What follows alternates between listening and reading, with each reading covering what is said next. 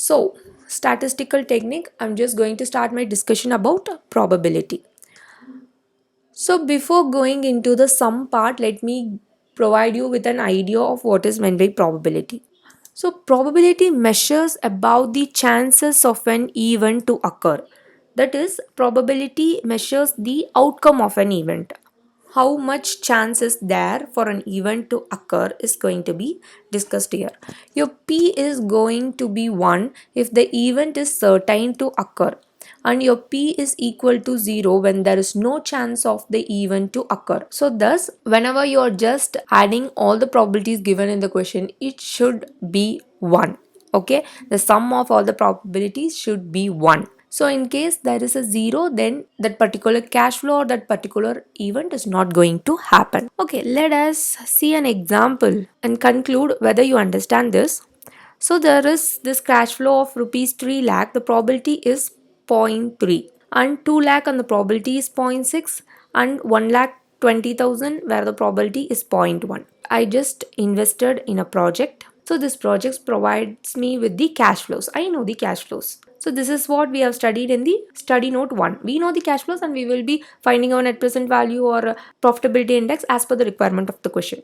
But what happens here is we must be computing the probable return and then we should proceed with our sum. So what does this mean? Let us go to the calculation part and find how this works, okay? So computation of expected cash flow. We know I'm just going to have this 3 lakh, 2 lakh and 1 lakh 60,000 in different periods, but this is not the expected. The expected is something you're multiplying with your probability. So the cash flow probability and finally will be arriving with your expected cash flows.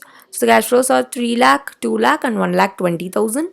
Probability is 0.3, 0.6, 0.1. So by multiplying your cash flow and probability, we will be arriving with our expected cash flow, which is 90,000 and 1,20,000 and finally 12,000. So totally our expected net cash flow comes to be 2,32,000.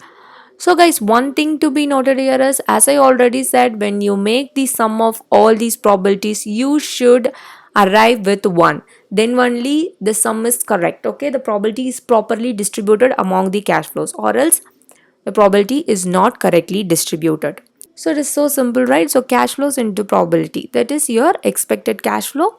So this is how probability works. So probability says, so I am the project manager, I'm just saying there will be a 3 lakh cash flow with probability 0.3, that is the expected is only out of 3 lakh, the expected is only 90,000. So there will be a 2 lakh of cash flows and the probability is 0.6. The expected cash flows only 1 lakh 20,000. So this is how this probability works. It is an what? It is a measure of an event to occur. So let us move further. So as if you remember the net present value method, we have already saw these kind of sums. Here the one thing is we are having probabilities. So we will be finding our expected cash flow and we will be proceeding with the sum as it is in the net present value technique. But here we will be calling it as expected net present value because we don't know the exact value. We are just expecting it going to be like this. So let me read the question for you. The possible net cash flow of project A and B and their probabilities are given as below. Discount rate is 10% for both the project. Initial investment is rupees 10,000. Calculate expected net present value for each project. Which project is preferable? So the possible events. Out of project A, there are 5 possible events. It can be an A, B, C, D, E. Don't think this A, B, C, D, E is a different projects. There are only 2 projects in this sum. Project A and project B. But there are 5 possible events. One is the project may provide me with a cash flow of 80,000 and the probability is 0.10. Or the project can provide me with a cash flow of 10,000 and the probability is 0.20.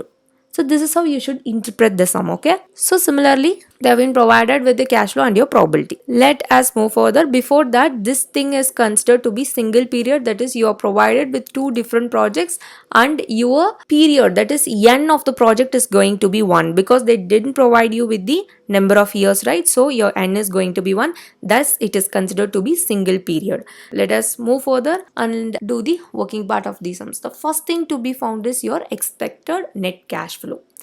So similar to the previous sum. What you're going to do?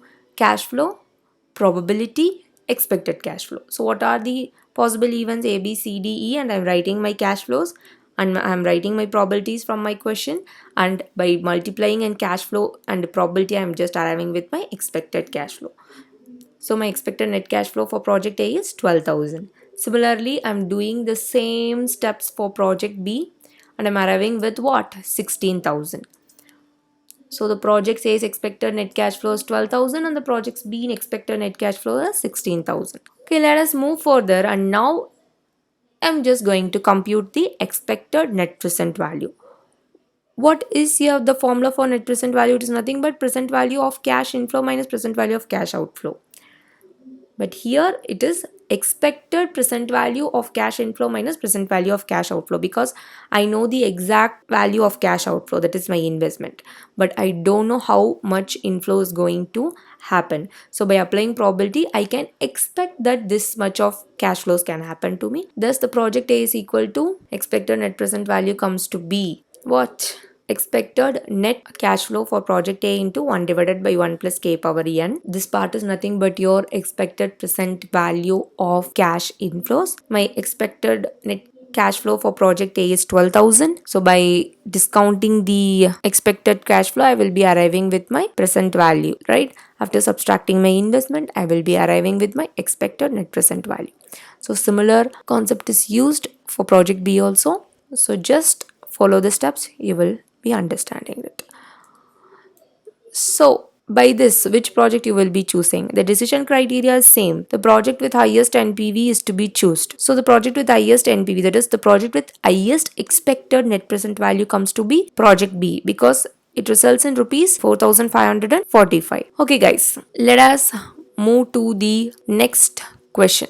So the next question is, we are going to find our expected net present value for multiple period. Here we are going to have year 1, year 2, year 3. The only difference is for year 1, your discount rate is going to be 0.909 for 10%, I think so.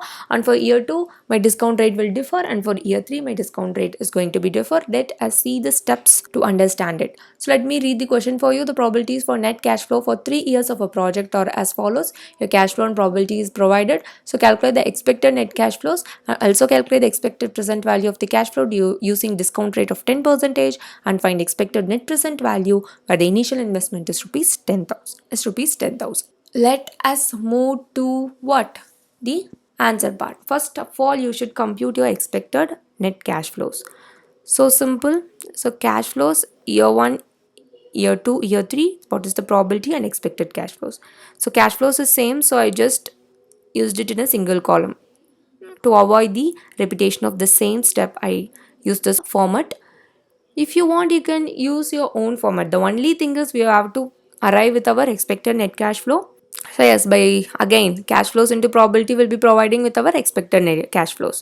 So my expected net cash flow for year 1 is 6,000. My expected net cash flow for year 2 is 4,800, and my expected net cash flow for year 3 is 4,200. So again, if you add all these probabilities, it should be 1. Your probability must be 1. Okay, to compute our expected net present value. So before computing our expected net present value, we should be computing our expected present value.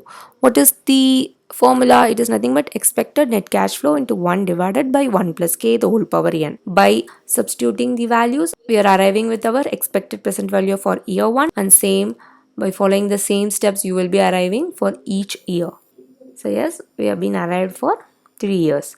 So my expected net present value is nothing but expected present value of cash inflows minus present value of cash outflow. Why I haven't used expected present value of cash outflow is already I know my 10,000 is my investment. Before going for any investment, we know a budget, right? So it is not expected, it is actual. So instead of using expected present value of cash outflow, I'm just using present value of cash outflow. Whereas it comes to cash inflows, it is expected because we don't know the exact values, because that involves some risk. So by using the probability, we are finding our expected net cash flows.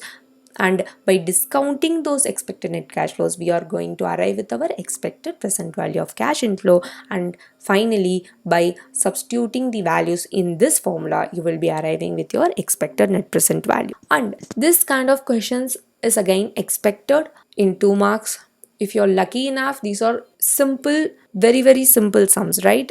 The calculation as part is simple. The understanding, just if you understand the concept, then it will be very easy for you. And again, if you have any difficulties to understand this sum or the any part in this sum, kindly let me know. I will help you with that part. So by this, I'm just completing my probability part, and don't think the probability is entirely completed here. And we will be moving on to standard deviation and coefficient of variation. And after that, again, we will be coming to this session probability, whereas we will be finding our probability itself. In these sums, they will be provided with the probability, and we are finding our expected net present value.